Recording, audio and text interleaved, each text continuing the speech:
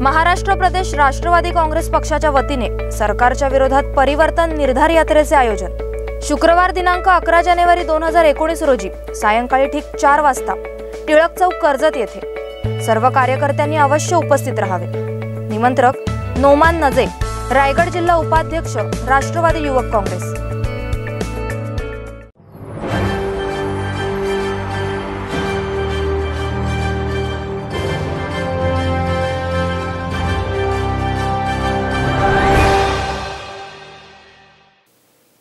शिवसेना नेते तथा नांदेडचे पालकमंत्री रामदास कदम यांच्याशी गैरवर्तन केल्याप्रकरणी नांदेड जिल्हा नियोजन समितीतील काँग्रेसच्या 4 सदस्यांचे निलंबन करण्यात आले।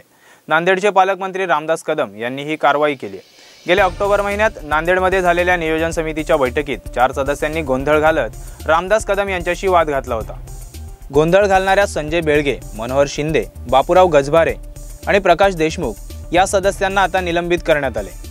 नियोजन समिती सदस्यांना निलंबित करण्याची ही पहिलीच वेळ आहे, त्यामुळे राजकीय क्षेत्रात खळबळ उडाली।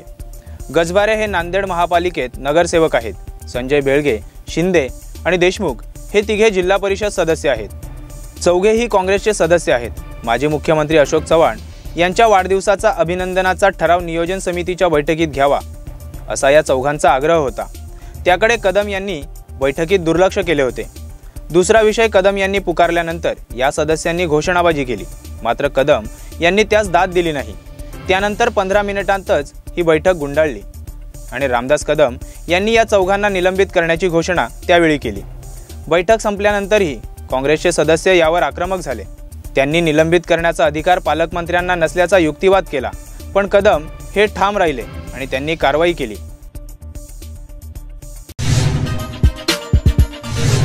बेल आयकॉन दाबा आणि यासारख्या इतर बातम्या बघण्यासाठी आमच्या चॅनलला सबस्क्राइब करायला विसरू नका।